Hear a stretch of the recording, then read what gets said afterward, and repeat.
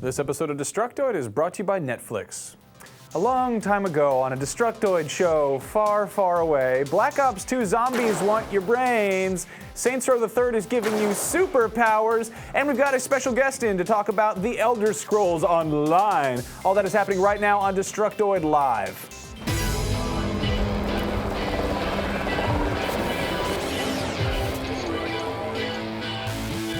Hey there, welcome to Destructoid. I'm Tara Long. And I'm Max Scoville. May the 4th be with you. We have no Star Wars news today. Happy Cinco de Star Wars Day. Happy Cultural Awareness Day. Do we usually have Star Wars news? I'm gonna have to take we this always off now. have Sorry, sombreros. it's I'm screwing not up my wearing hair. that dumb hat. Let's get this out of here. Get out of Yay, here, sombreros. cultural awareness, etc. Yeah, so big day. Man, yeah, big day. Big exciting things happen. We got Elder Scrolls Online. Yeah, I guess that's pretty popular. Yeah, whatever. Brian Brushwood is going to be joining us in the second half of the show to talk about that. But first, Black Ops. Oh no, tell us about it. That's right, love it or hate it, Black Ops 2 is killing it right now with the hype, you guys. Amazon UK just released their numbers showing that day one pre-orders for Black Ops 2 are triple what they were for the first game back in 2010, and there is no sign of that stopping whatsoever. Let me remind you that the first Black Ops is still the best-selling game of all time in the US. Even Modern Warfare 3 has not surpassed it yet, so we can probably expect this one to break some new records when it comes out. Meanwhile, Activision is doing all the filthy, naughty teasing they can over on their Call of Duty Twitter page, where they posted a teaser image of a sexy lady holding a gun and a zombie skeleton. Swing! With the status, zombies are coming, ... where's your shotgun? Hashtag Black Ops 2. iPhone 5, free Miley Cyrus nudes. Yes. According to Treyarch, the zombies mode from the previous Call of Duty games did so well that the team had pretty much free reign to do whatever they wanted with it this time. And, excuse me, while we still don't know exactly what that is, they did say that it would be running on an improved multiplayer engine that'll allow for double the zombies and double the players. So it'll actually have 8-player co-op. That's good. I'm glad they're letting them kind of run free with that because, frankly, zombies and stuff, like, they might be overplayed, but they're more interesting than realistic military things. That's a fact. True. Yeah, but they do cool stuff with that. I'm stoked to see whatever they do. So if you guys were paying attention, you might remember that on April 1st, Volition said that there would be a new Saints Row expansion coming later this year called Enter the Dominatrix. Nobody really knew if this was a joke because nothing on the internet is true on April Fool's Day, and this is also coming from Saints Row, the game that has farts and dildos as weapons. One way or the other, it got lumped in with all the other April Fool's stuff like Assassin's Creed Connect and Retro City Rampage breakfast cereal, but apparently Volition was for reals about it. The premise of the Enter the Dominatrix expansion is that an evil space warlord named Zinyak has decided to invade Earth to take its precious natural resources and sexy, sexy ladies. It is up to the Saints, of course, to stop him. They are now rulers of, I guess, everything. This is difficult because evil warlord Zinyak traps you, the Saints leader, in a virtual reality construct called the Dominatrix, which is it very closely resembles Steelport, but it has different rules of reality. So you get superpowers because you're in the Matrix, basically. Now, I've got to applaud Volition for pushing Saints Row to the most just ridiculous levels. Nothing here makes sense at all. It's completely just bonkers, but they're going to give you superpowers, so what's up? Anyway, the Enter the Dominatrix expansion is going to sell for $30 and will be released sometime later this year on 360, PS3, and PC. Unfortunately, this will not be included in the DLC Season Pass. However, it will be a standalone expansion pack, meaning you don't actually have to own Saints Row III to get in on the action. Not gonna lie, guys, I got a little bit burned out on Saints Row III after playing so much of it when it first came out, but I have been itching for it, and I want something stupidly ridiculous that I can just jump into and blow shit up in. And the idea of getting superpowers and fighting aliens sounds about my speed. What do you think? I'm sorry, I just got really emotional about Saints Row. I said love that game so much. farts and dildos, and she just broke down. I just lost it. It happens. I'm sorry. That happens. So we are exactly a month away from E3 now, which means it's time for our yearly reminder from Valve that we won't be seeing Half-Life 3 at E3 this year. Valve's director of marketing, Doug Lombardi, responded to the annual barrage of speculation, saying, quote, "We have no product announcements planned for this year's show." That is very exciting. Thank you for that non-news news, Doug. Meanwhile, Microsoft has struck a deal with Spike TV to allow them to stream their E3 press conference, which, by the way, is called Xbox Entertainment Evolved. So anyone with an Xbox and an hour and a half to spare can watch that. It's going to be happening on Monday, June 4th at 9:30 a.m. Pacific time. And you'll be able to watch it both on Spike TV if you have cable, or just streaming straight from Xbox Live, which is pretty cool.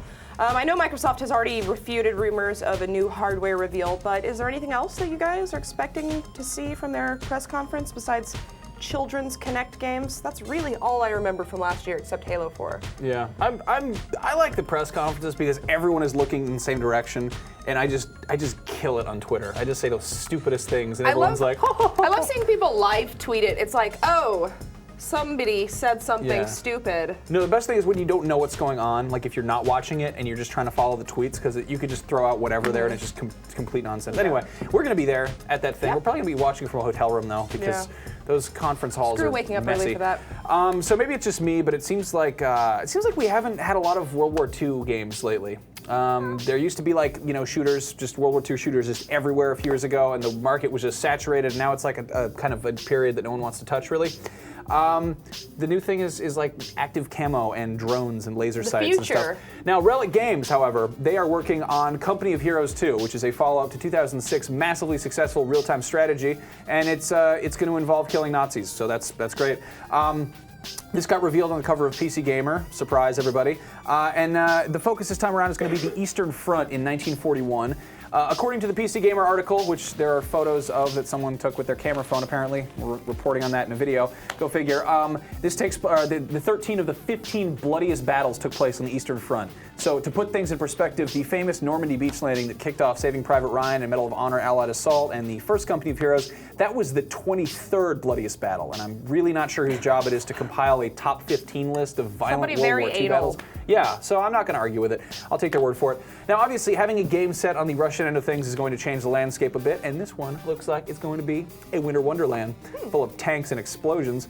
And the screens look really pretty. They are very nice, and this has a pretty big following. They had a Company of Heroes Online, which is like a free-to-play thing, and that didn't really go over so hot, but this is kind of return to form for them. And the first one has like the highest rating a PC gamer's ever given an RTS, I think. It's like 94 or something. Anyway, Company of Heroes 2 is set for a 2013 release, and I imagine we're going to get shown a lot more of it at E3. Probably going to click on a Nazi tank, maybe. Click on some stuff. RTS stuff really isn't our thing. I don't really like World War II stuff either. It's just not my thing. I really don't like Nazis. Tara, you put together a Nazi-hating video, didn't you? You could call it that. It was a gameplay impressions video of Enemy Front, which is a new World War II shooter. It is a World War II shooter from Stuart Black, the guy who did Black and Body Count, which was not so good. Yeah, he's at City Interactive now, the people who are making Sniper Ghost Warrior 2, and they've got this one coming out that's kind of trying to fill a hole in the World War Tutor World War Tutor. I like it. Well, in the World War II shooter category, and it's shaping up to be not half bad so far. Cool. Well, you should go check out that video. In the meantime, Tara, I'm bored. Tell me about Netflix. I will tell you about Netflix right now. Netflix streams TV episodes and movies directly to your home, saving you time, money, and energy. You hear that? It's energy efficient. With Netflix, you can watch your favorite shows and movies instantly on your PC or Mac, or straight to your TV if you've got a PS3, Xbox 360, or a Nintendo Wii console. For a limited time, you can get a free trial membership by going to netflix.com/Destructoid and signing up. And I know we get a ton of comments from you overseas viewers wishing that you could support the show, and you can do that with Netflix. They are totally available now in the UK and Ireland. If you're in the UK, just hit up netflix.co.uk/Destructoid. And if you're in Ireland, check out netflix.ie/Destructoid. We like movies. I love movies. I don't know if they have it in the UK or Ireland, but I was just watching Starship Troopers that's on there. So good, so good. Just tits and bugs blowing up, and it's crazy. Okay, so the big thing that happened is yesterday morning, of course, on a non-show day, Bethesda almost broke the internet by announcing that yes, Elder Scrolls Online is for reals, and it's coming out in 2013 for PC and Mac, and today Bethesda released a teaser trailer that does not show anything except for that gold logo sort of spinning around all epic-like, which is actually something I predicted in our little impressions piece we put up. But more importantly, we got a ton of leaked info courtesy of NeoGAF and a pile of screenshots and concept art that somehow made its way to allgamesbeta.com, which is that ridiculous site that just posts leaked screenshots. Now, we don't actually have an advanced copy of Game Informer, so none of this is confirmed for reals. It could just be NeoGAF kids making shit up, but who cares? Here are the big things. these secrets. Okay, the game is set in Tamriel, which is a 1,000 years before the events of Skyrim. It has been in development by a 250-person team since 2007, totally separate from Skyrim. So anyone who's like, that's why Skyrim was buggy, it's not true. The game is third person and combat is done through a hotkey system. There are 3-player factions, the Ebonheart Pact, the Aldemari Dominion, and Daggerfall Covenant, each of which have 3 races of which we're already familiar, and Imperials are just all-around bad guys because nobody likes them. And then there are, of course, there are no player houses and no NPC marriages or romances and probably no dragons. And you can't play as a werewolf or vampire. Jesus. Yeah, what's up? Anyway, the main evil in the game are Daedric princes, who primarily of which is Molag Bal, we knew this already, who steals your soul at the start of the game, and this allows you to come back from death, and then the main plot is to try and recover your soul. Yeah. Lore! Because it is an MMO, obviously PvP is going to be a huge thing. According to Game Informer, they're going to have matches of up to 100 versus 100. With different factions competing for control of Cyrodiil's Imperial City, but it's not going to be like one of those WoW battleground type things where your team wins and then you get some XP and maybe some gear. The winning faction actually appoints its best fighter as the Emperor of the city, which is very interesting. Of course, they will have a PvP mode specifically tailored for the esports crowd, but no info on that yet. That is where the money is, though, I hear. Gameplay-wise, it's going to work a lot like traditional MMOs, so no real-time combat. Instead, you've just got a hotbar with assigned skills, and most of the actual combat revolves around your stamina bar, which lets you sprint and block and interrupt and break enemy spells and all that good stuff. If you guys have seen the leaked screenshots, those should give you a pretty good idea of what the game's actually going to look like. To me, it kind of looks like a more grown-up WoW. But hey, what do I know? To help us sort out all of these complicated feelings we have, we've brought in MMO fanatic and Scam School host, Brian Brushwood. Brian, come on down! Thank you for having me, guys. Thanks for joining us. How do you feel about this thing? I have so many feelings. I can't even begin to piece them together. You know, I was so excited when I first heard this, and now that more details are coming out, I gotta admit, I'm a little less enthused. It's weird because when Skyrim dropped, it's like everyone loved the fact that it was a single-player MMO. It was a rich, detailed world, and it makes sense from a business standpoint. If you're gonna bother to make a rich, detailed world and a gameplay mechanic and create all the backstory and lore, you might as well convert it into a money factory with an MMO, right? Yeah. But meanwhile, it's unfortunately, it sounds like they're taking all of the best parts of Skyrim, scooping them out, and making a very generic, clunky, over-the-shoulder, macro mashing MMO experience. What's Skyrim without the dragons and werewolves and real-time Getting combat? married to I thought Lydia. that was funny that in the Having list of sex with things some they have in the Argonians. game, it's all just a list of things that aren't there that were in Skyrim. It's a really good point, right? Yeah, it's like setting you up for disappointment. Well, and the other thing too, it's like obviously there's a space for a bunch of different types of games in the MMO world. And one thing that Star Wars: The Old Republic has done very well is they've taken the dynamic that works like clockwork with World of Warcraft, and they decided maybe people like addictive MMOs, but they hate elves, and so instead we're making it about space wizards and lasers, which is perfect. Yeah. But What's that one, the one MMO RPG that has fantasy stuff in it? Which one is that? Pokemon. Oh, right. All of them. Every single one of them.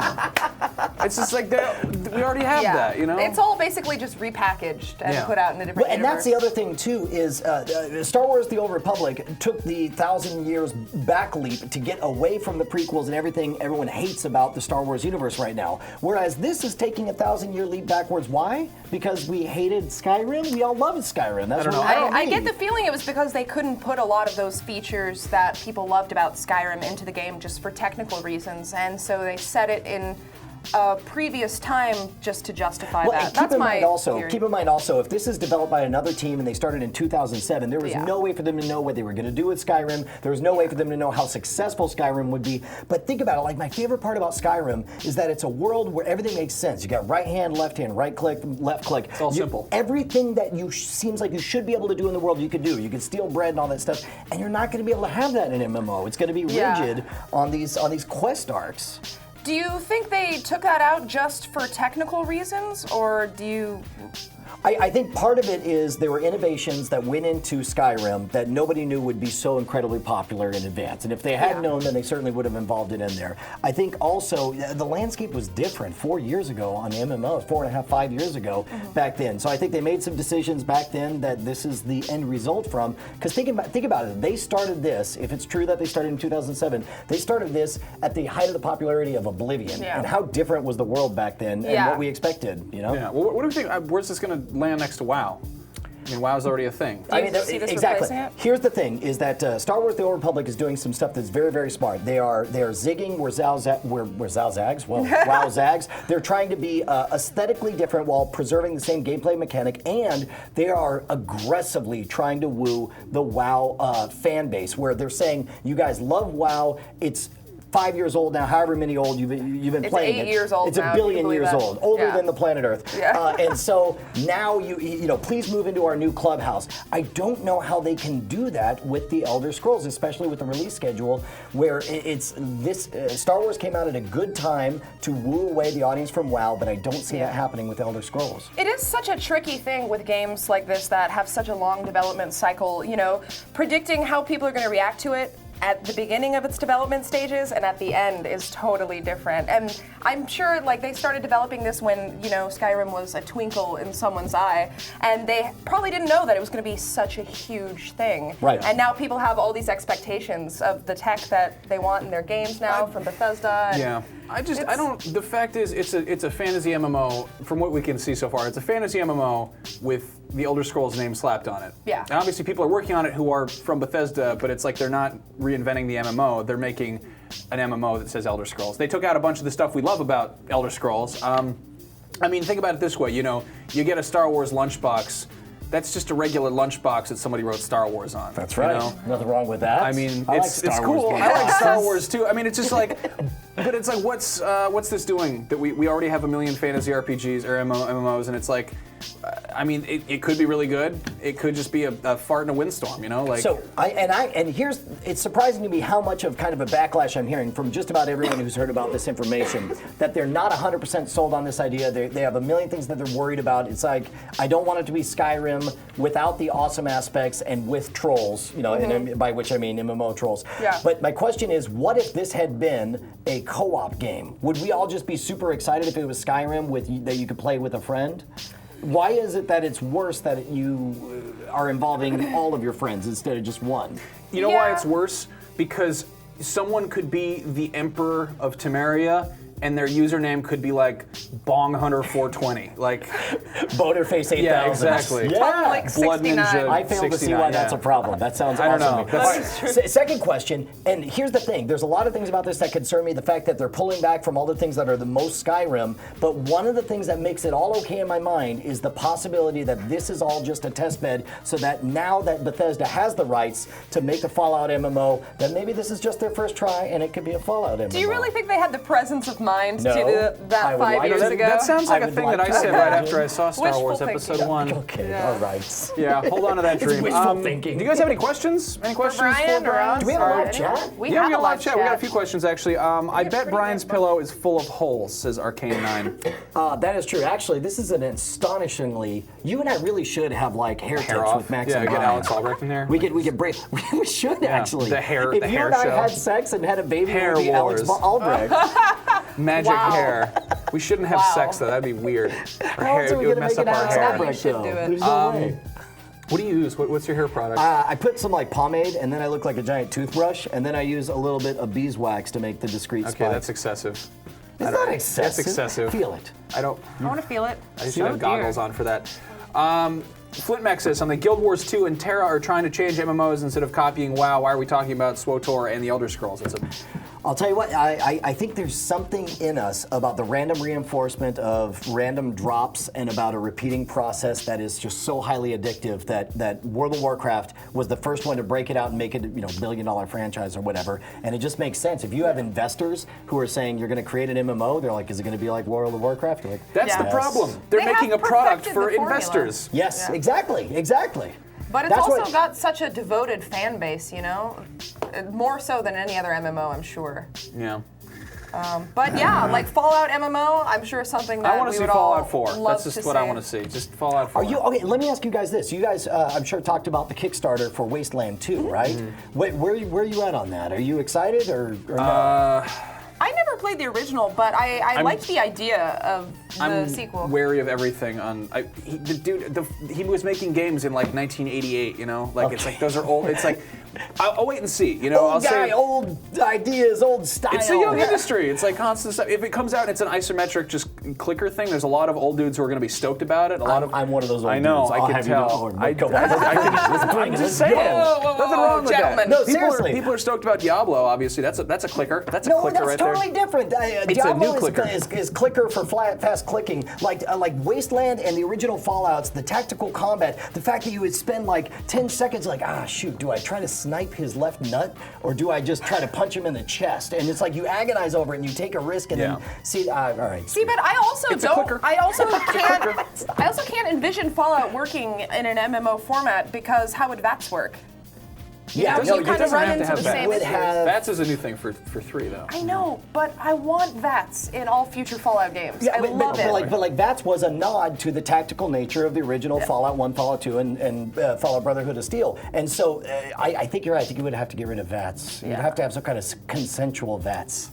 Yes, group VATS. Oh dear. All right. Well, I think that's about all the time we have. Yes, Brian, thank you so much for joining us. Thank you so much for having me. You are It's great to welcome see you guys. anytime. Where do we see your things? You know what? Scamschool.tv. We have over 200-something episodes, and the Scam School book is out. It seems to be doing really well. You can actually keep all of the Scam School scams on your smartphone. It's totally badass. And the only thing that would make the show better is if I could do some kind of like crazy roundup of all of the best Revision 3 hosts and teach them to eat fire right here in the Revision 3 studios. I wonder if we could possibly be doing that at some point ever. I guess you guys will find out soon. Your show is so much more fun than us. You like go into bars and lie to people. Like that's like He does magic. we talk about like press releases. That's stupid.